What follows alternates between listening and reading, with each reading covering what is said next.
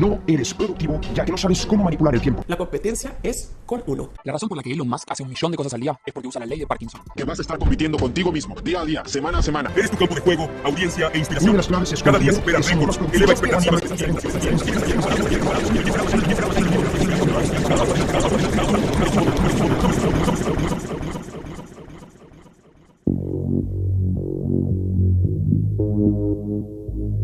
Te ves al espejo, sientes repulsión por tu rostro, tu cuello, tu espalda, tu abdomen, tus piernas, tu color de piel. Eres pobre, desagradable y te das asco. Este asco va acompañado de culpa. Culpa por no haber aprovechado más tu tiempo. No haber ido al dentista, al cirujano, al estilista, por no poder pagarlo, por ser pobre. Pena por no haber trabajado lo suficiente para tener el dinero que necesitabas y conseguir esa figura tan ideal que atrae a todas las personas. Dado que no aprovechaste bien el tiempo en tu juventud, hoy en día sabes que a tu alrededor muchos conocidos alcanzan grandes títulos de maestros o doctores, pueden comprar casa, autos y tener familia, pero tú no. Y la culpa te lo repite. La culpa necesita de un presupuesto. Pudiste haberlo hecho mejor. Ese desorden y desequilibrio entre tu salud mental, física, financiera y social es tu culpa. No aprovechaste bien tu tiempo.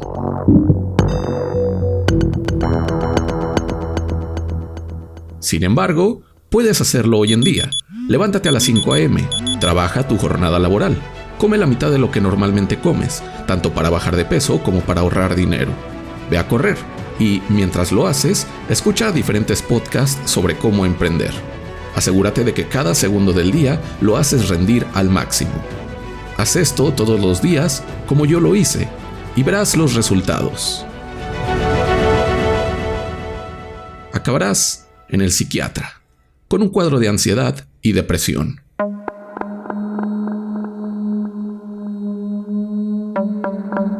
Lo peor es que tu mente te dirá, incluso estando medicado o medicada, que todo esto es tu culpa.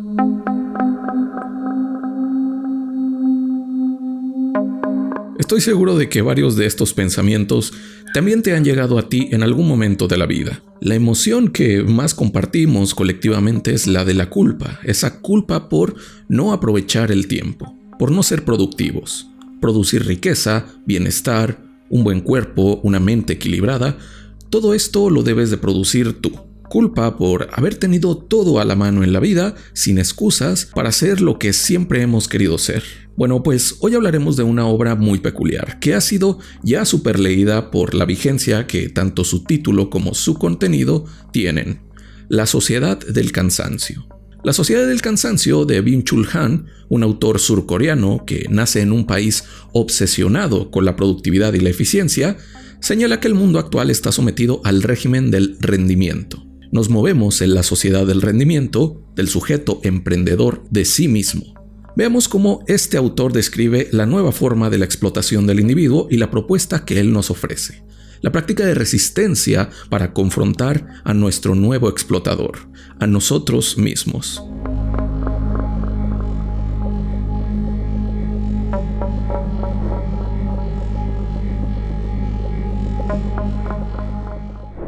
Si bien varios autores habían teorizado sobre el poder, Foucault es quien genera un examen mucho más sofisticado al reconocerlo no solo en el Estado, en donde creemos que el poder está concentrado, sino en toda relación humana. La sociedad funciona mediante una red complejísima de relaciones de poder, en donde el poder se entiende como la influencia, manipulación e intervención en la voluntad y los cuerpos de los individuos, con la finalidad de tener cuerpos dóciles y voluntades eficientes. El poder influye, moldea, incita y limita a los individuos, con lo que modifica sus deseos, acciones y cuerpos. En obras como Vigilar y Castigar, Foucault examina las instituciones que la sociedad utiliza para autocontrolar a quienes la componen, instituciones disciplinarias. Es sobre todo a partir del siglo XVII que el modelo de estas instituciones se expande y determina. Con ellas, el poder no ordena, sino produce. Produce individuos, hábitos, saberes y conductas. Estas instituciones disciplinarias son la escuela, el ejército, la fábrica, el hospital y la prisión, entre muchas otras. Cada una de estas instituciones pretende regular cuerpos y comportamientos. Las personas, lo que desean, lo que creen y piensan. Se normaliza, se moldean conforme a un canon de conductas determinadas, como sanas, buenas, correctas, honorables, etc. En todas estas instituciones existe la constante vigilancia para asegurar que el individuo se apegue a la normalidad mientras se desarrolla. Si se detecta alguna anormalidad, hay que corregirla o, en caso de ser necesario, exterminarla. En la escuela, en donde el vigilante es el profesor y los directivos, un conjunto de saberes moldean el conocimiento adquirido por los niños y jóvenes. Si alguno muestra deficiencias en los conocimientos que debería adquirir o llega a cuestionar los conocimientos canónicos, se le trata, se le reprende o se le excluye. En el hospital, en donde el vigilante es el médico, se establecen aquellos cuerpos normales y sanos ideales, en contraposición a lo enfermo, con lo que, mediante procedimientos farmacológicos y o quirúrgicos, se moldean cuerpos para que se acerquen al ideal de salud y normalidad. En la fábrica, el vigilante es el jefe, quien se encarga de que los cuerpos sean productivos y nunca subversivos, que tengan capacidades para realizar labores y que se deseche a quien no sea capaz. El ejército, en donde la vigilancia está en los mandos, se regulan de forma aún más radical los cuerpos y las mentes, con la finalidad de quebrarlos y que se atengan a una total y absoluta obediencia. Por último, la prisión, en donde el guardia funciona como vigilante, es la institución que, además de castigar, busca reformar a todo aquel anormal y asocial, aquel que actúe a contracorriente. Estas instituciones representan mecanismos por los cuales la sociedad moldea a los individuos, los obliga a ir por un camino determinado, con disciplina y castigo, mediante la coerción psicológica y o física. Y pues bien, tú me dirás, oye Gerardo, si este es un video de Bill Chung Han, ¿por qué chingados me estás hablando de Foucault? Bueno, para empezar, te voy a pedir respeto, ya que yo no me dirijo a ti con esas palabras. Y bien, es necesario hacer mención de estas nociones de la obra de Foucault, porque precisamente la disciplina que el poder y las sociedades utilizaban para moldear al sujeto mediante las instituciones, nos dice Byung, se ha transformado de una forma muy peculiar. La hemos interiorizado, la hemos hecho identidad. Si Foucault encuentra la coerción por la cual se moldea al individuo en estas instituciones, nos dice Byung que esta coerción se ha trasladado. Pareciera que ha desaparecido en buena medida, que las instituciones como la escuela o el trabajo ya no tienen los permisos coercitivos para castigar al individuo, pero que esa coerción ha pasado de ser un factor externo, como el regaño de un patrón o de un profesor, a ser una identidad, una coerción interior. Byung-Chul Han afirma que la sociedad disciplinaria de Foucault ha quedado poco a poco atrás para dar entrada a la sociedad del rendimiento. Podríamos pensar que es una buena señal que las instituciones disciplinarias tengan cada vez menos vigencia como herramientas de poder y de opresión, pero, nos advierte nuestro autor, estamos lejos de ser libres. La vigilancia que ejercían el maestro, el médico, el patrón, el mando o el guardia no han desaparecido, sino que se han trasladado al yo, esa unidad de la conciencia con la que nos identificamos. En lugar de vigilantes externos, tenemos hoy un vigilante interno, mucho más reforzado que el de la sociedad disciplinaria. Nos encontramos en una época gobernada por un nuevo yo, por un nuevo sujeto, el neoliberal, el sujeto del rendimiento.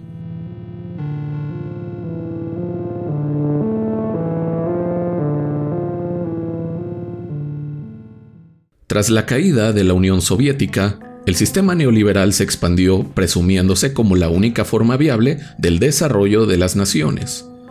Teniendo sus antecedentes intelectuales desde los años 30 con Friedrich Hayek y Ludwig von Mises, pasando en 1947 por la aprobación de la Sociedad Mont-Pelery, el neoliberalismo se desarrolló en muchos países exigiendo la reducción del Estado y la ampliación del mercado en todo ámbito posible. El más claro ejemplo es Estados Unidos, sobre todo tras el mandato de Ronald Reagan, pero también el sistema neoliberal se implementó de forma muy clara en la época de Pinochet tras su golpe de Estado en Chile y en el Reino Unido con el impulso de Margaret Thatcher. Tras estos tres ejemplos, la política neoliberal comenzó a expandirse en muchos otros países. Las premisas neoliberales son simples: achicar el Estado y dejar lo más que se pueda al libre mercado y al individuo. Individuo que, por su propia cuenta y con su propio esfuerzo, debe salir adelante.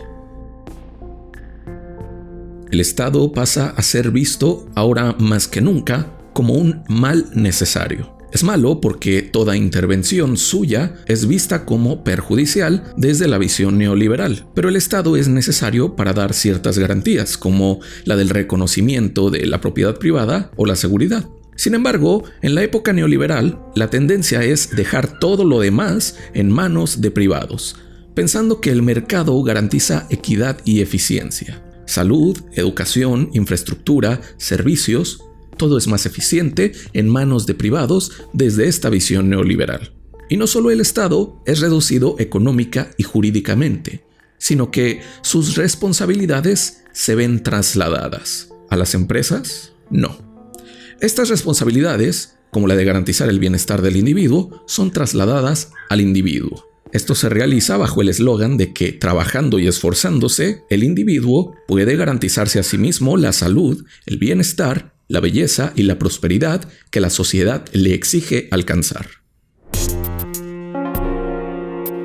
El sujeto que antes estaba sometido a la disciplina de las instituciones estatales rígidas, ahora puede elegir dónde educarse, en qué hospital atenderse, dónde trabajar, por lo que ahora es libre, totalmente libre para desarrollar su identidad y su vida como le plazca. ¿O no? Pues bien, Byung-Chul Han advierte que el nuevo yo neoliberal tiene una configuración muy peculiar. Si la economía es ahora desregulada, no tiene ninguna clase de intervención estatal, quien tiene la total responsabilidad de su economía es el individuo. Y, con base en el trabajo del que es responsable, el individuo también lo es sobre su salud, su educación, su desarrollo personal, etc. Si la vivienda antes te la facilitaba el Estado mediante créditos, si te ofrecía un sistema de salud o si te garantizaba agua, apoyo alimenticio, becas, etc., alcanzar estos bienes ahora es tu tarea.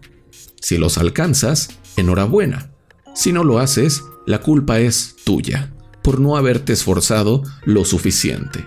La responsabilidad individual es igualada a una supuesta fáctica libertad y capacidad de ser lo que quieras ser, con la condición de esforzarte lo suficiente. ¿Qué tanto es suficiente? He ahí el problema. En la sociedad neoliberal, el individuo es quien debe esforzarse para garantizar su bienestar. No suena tan mal, ¿verdad? Pues la cuestión estalla cuando analizamos qué pasa si conjugamos una sociedad que, en realidad, cada vez ofrece menos posibilidades para que el individuo pueda costear sus necesidades, con un individuo que cree ser responsable de sus carencias, de su destino. Obtenemos el sujeto del rendimiento. Un sujeto patológicamente obsesionado con rendir, con producir, con aprovechar cada segundo del día para producir su propio bienestar. Un segundo de descanso es un segundo perdido, un segundo desperdiciado, que bien puedes utilizar para ser productivo y garantizar tu futuro. Que nadie descanse, que todos produzcan y que, si alguien está cansado, se intervenga de la forma que sea necesaria para volver a producir lo antes posible. ¿Quién tiene ahora la voz y el mando? ¿Quién es el vigilante que se encarga de coercionar al individuo? ¿Quién se encarga de que el individuo estudie, trabaje y se esfuerce? El propio individuo. su propia subjetividad. El yo se ha convertido en su propio explotador. El capitalismo neoliberal, que hoy más que nunca se nos antoja capitalismo tardío, sigue prometiendo que gracias a nuestro propio esfuerzo alcanzamos fácilmente el bienestar físico, mental, económico, social y cultural que tanto añoramos. Sin embargo, esta promesa está lejos de cumplirse. Los capitales están más concentrados que nunca. La explotación laboral está a la alza, los sueldos se encuentran estancados y la inflación no se detiene. ¿Qué consecuencia obtenemos del yo del rendimiento? ¿Qué pasa cuando responsabilizas al individuo de su situación, mientras que la estructura política económica es la que realmente lo determina y lo destina a la miseria? Byung-Chul Han lo observa mejor que en ningún otro lado en su natal Sur Corea. Para comprender bien las consecuencias del yo explotador, del sujeto del rendimiento, nos es necesario ver algunos datos de Corea del Sur, nación de la que proviene nuestro autor. Y es que Sur Corea es un caso muy interesante, que quiebra con los ideales y las promesas del capitalismo neoliberal. Pero antes de ir a estos datos, quiero decirte que, como este video, tengo muchos otros en mi canal. Así que si quieres ver más contenido sobre filosofía, suscríbete y activa las notificaciones. También si comentas qué te ha parecido el video hasta ahora, no solo nos transmites tu opinión, sino que ayudas a que YouTube promocione mi contenido. Ahora sí, pasemos a Corea del Sur, la sociedad del burnout.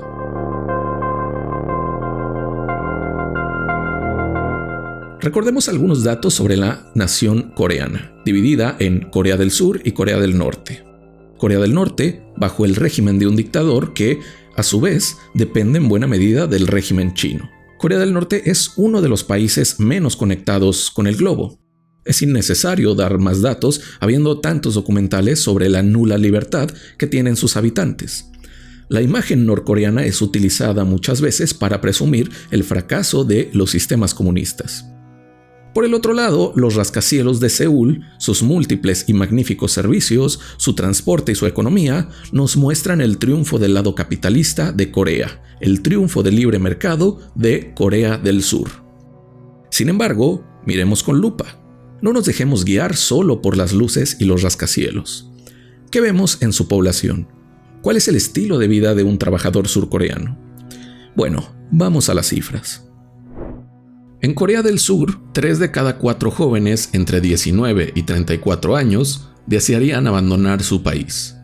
Este país lidera en número de personas con depresión, tanto en adolescentes como en jóvenes y adultos mayores. La presión académica es inhumana, teniendo jornadas escolares y de estudio que duran hasta 16 horas diarias, por lo que alrededor del 30% de estudiantes de educación media presentan síntomas de depresión. El suicidio es la mayor causa de muerte en jóvenes en Corea del Sur, representando poco más del 50% de defunciones. Al terminar los estudios, los jóvenes se adentran y navegan entre extenuantes y exigentes jornadas laborales. La ley surcoreana tiene como límite 52 horas laborables a la semana, pero muchas veces esta cifra es superada de forma ilegal. ¿Qué propuso su gobierno en el 2023? Aumentar el límite a 69 horas, reforma que fue detenida por fuertes protestas. Sin embargo, es común también que los surcoreanos tengan jornadas de 21 horas y media al día, limitando la ley que no superen las 40 horas semanales de base. Entre 300 y 500 trabajadores fallecen al año por accidentes cerebrovasculares causados por exceso de trabajo, lo que representa el 37% de fallecimientos laborales en el país. En Seúl, un trabajador tendría que laborar durante 15 años y ahorrar la totalidad de sus ingresos para poder comprar un pequeño departamento. Ojo, ahorrando la totalidad de sus ingresos, sin contar comida, servicios médicos y el alquiler que tendría que pagar por no tener vivienda. Las mujeres surcoreanas en 2024 tuvieron un promedio de 0.7 hijos. Nadie puede tener hijos, no tendrían dónde vivir ni tiempo para pasar con ellos. Los padres tienen que trabajar, las madres tienen que trabajar. El trabajador promedio coreano debe encontrar toda forma posible para autoexplotarse. Por ello, el autor llama a este fenómeno la sociedad del burnout, porque tal es el grado de exigencia que en Corea del Sur ser hospitalizado por exceso de trabajo es el pan de cada día. Ese es el síndrome del burnout, llegar al colapso físico y mental por trabajar. El fenómeno del burnout es reforzado por la cultura surcoreana, que ve con buenos ojos el rendimiento y la autoexplotación, por lo que presumir haber sido hospitalizado por trabajar es también algo común. Cabe decir que Byung llama sociedad del burnout a este ritmo de vida que ve en su natal país, pero que no se limita a él.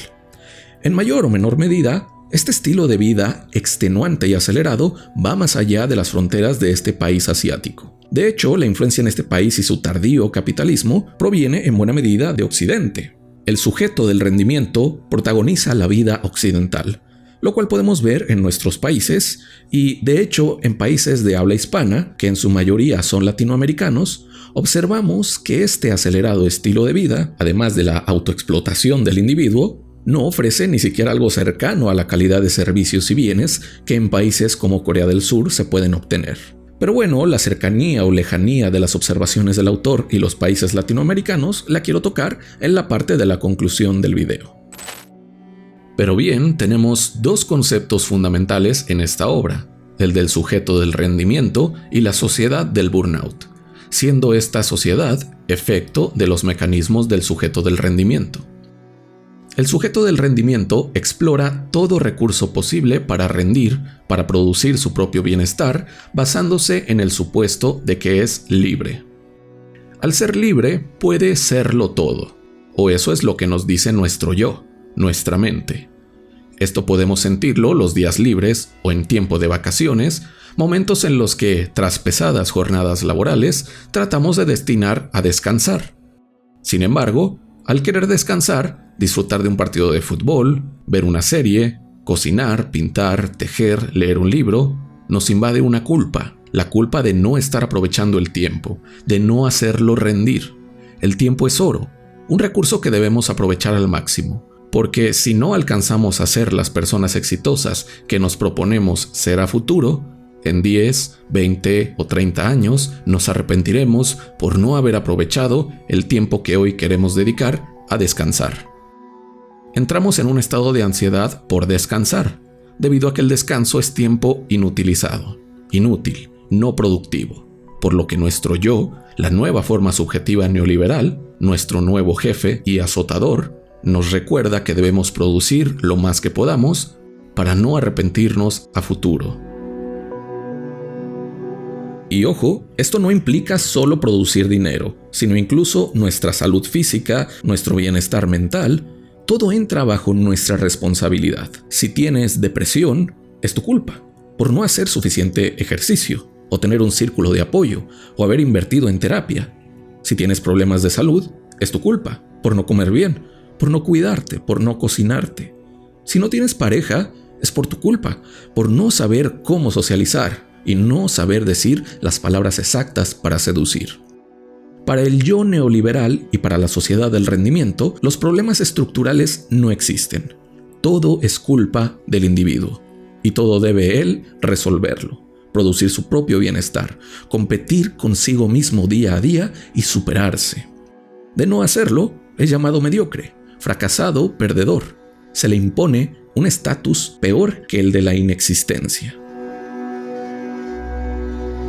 Ante esta supuesta libertad y capacidad del individuo de ser todo, de llegar a ser la mejor versión de sí mismo, cabe examinar la sociedad con una mirada crítica. En una ciudad lenta, con poca seguridad, ¿es culpa del individuo desarrollar depresión o ansiedad?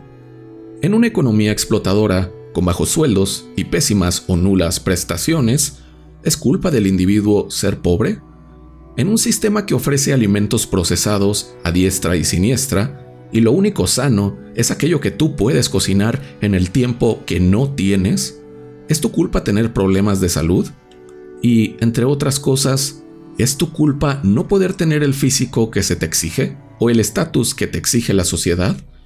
Pero bien, lo único difícil no es ser tu mejor versión, sino desaprender esa exigencia, reconstruir y reformar tu conciencia para no ser, todos los días, tu propio explotador.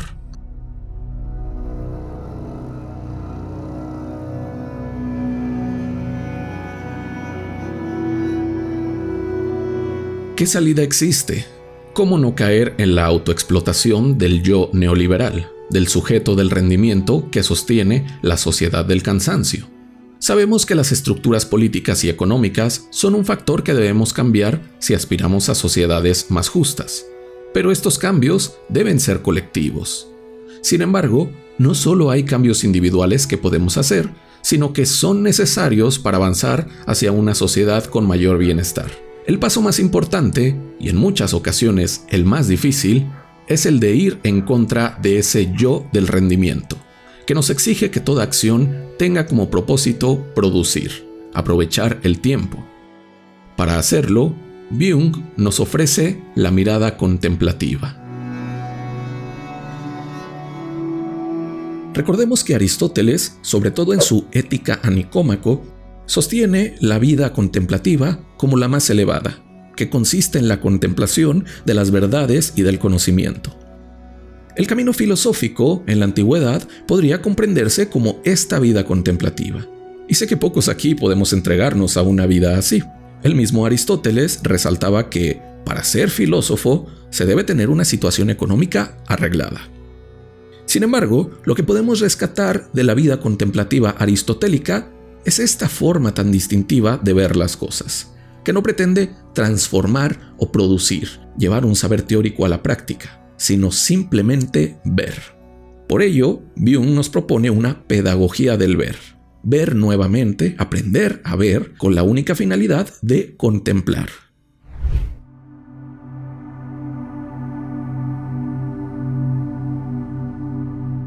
La mirada contemplativa, a diferencia de la mirada del sujeto del rendimiento, observa las cosas no para obtener algún beneficio, no para sacarles algún provecho o para producir algo, sino simplemente por verlas.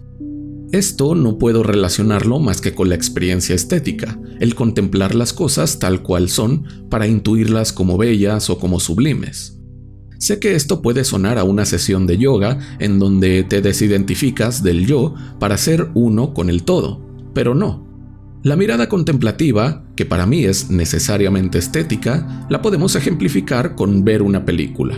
Ver cine es una de las cosas más inútiles que hacemos los seres humanos y, a su vez, de las cosas que más amamos. En lo personal, el cine es una de las cosas que le da sentido a mi vida. Durante el tiempo que ves una película, pudiste estar trabajando, o estar en el gimnasio, o ligando, o cualquier cosa que produjera tus mayores propósitos en la vida. Pero decides ver la película. ¿Por qué?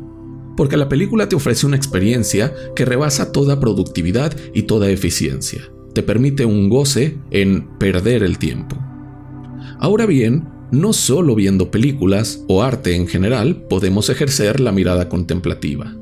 Esta mirada podemos entenderla de forma general como aquella que se limita a observar sin ninguna otra finalidad más que observar.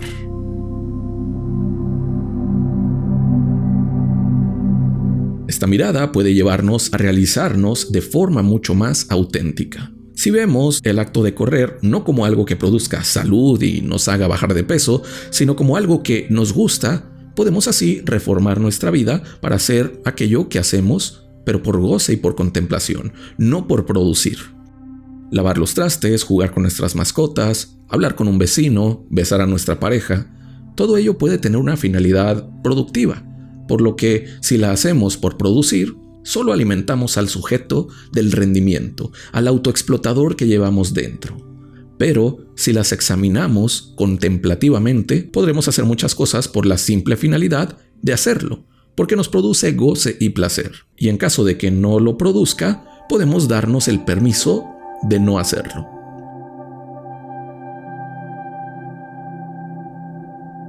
Es decir, la propuesta de Byung es llevarnos a dialogar con nuestro yo de una forma retadora, que cuando él nos pregunte, ¿esto que estás haciendo te está ayudando a producir tus metas? ¿Eres productivo al ir al cine, al escuchar música, al tomarte un café o al estar acostado sin hacer nada? nosotros le respondamos con seguridad lo siguiente: esto que hago no es productivo, esto que hago es una pérdida de tiempo. No importa, aún así lo haré, porque quiero hacerlo. Sé que podría estar trabajando, sé que podría estar en el gimnasio, sé que podría estar haciendo algo para ser la mejor versión de mí mismo, pero no lo haré, no me apetece. Byung nos propone, por medio de la mirada contemplativa, aprender a no hacer nada, saber que no hacer nada, saber que el ocio, el descanso, saber que toda acción o inacción que carezca de productividad, pero que nos ofrezca una vida digna de ser vivida, es algo que debemos incluir en nuestra rutina.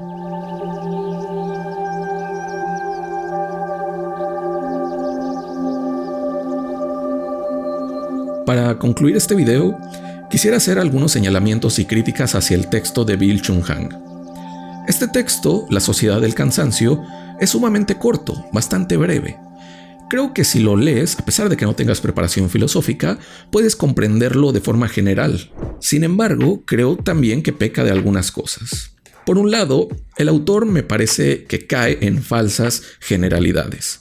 Al hablar del burnout y de la sociedad actual, pretende hablar muchas veces de toda sociedad, cuando la experiencia en otros países y continentes quizás no es la de un yo que se autoexplota a diario en su trabajo como lo entiende el autor, sobre todo desde una visión europea. En países pobres, el trabajo es algo que no es tan fácil de conseguir, por lo que las disputas del yo consigo mismo no se limitan a la autoexplotación, sino a veces, más bien, así debe acceder a trabajos ilegales para alcanzar un buen nivel de vida. Por otro lado, el autor utiliza conceptos un tanto técnicos de filosofía, como la dialéctica del amo y el esclavo de Hegel o algunos conceptos de Heidegger que, en un texto que, a mi parecer, busca llegar a un público más amplio que el académico, solo logran entorpecer la lectura y reducir su claridad. La forma de Byung de escribir, al menos en este texto, a mí no me ha gustado. Sin embargo, creo que el mensaje importante y que sí puede trasladarse a muchos países, incluidos los pobres como el mío y todos los latinoamericanos, es el de la denuncia de un yo responsabilizado de su propio bienestar. Nacer en un país pobre, lento, con carencias, con deficiencias, no está bajo tu control. Las nulas oportunidades de tu país tampoco son tu responsabilidad. Y, sin embargo, tanto tú como yo somos señalados como responsables de nuestro propio bienestar. Nos señalan tanto la sociedad como nuestra propia mente, nuestro yo, nuestro sujeto del rendimiento. El mensaje del texto nos dice que debemos aprender a no hacer nada y entender el alto valor que tiene el ocio y la mirada contemplativa para recurrir a ella cuando podamos, producir solo para obtener lo necesario y dedicarnos el resto del tiempo a contemplar, a descansar y a no producir. Esta es la tarea que nos propone el texto. Y bien, espero que te haya gustado la exposición y que logres obtener un aprendizaje útil de este video. Si te surgió alguna pregunta o quieres contarnos una anécdota sobre cómo te has autoexplotado en algún momento de tu vida, escribe abajo en los comentarios. Yo soy Gerardo y nos vemos en un próximo video sobre filosofía.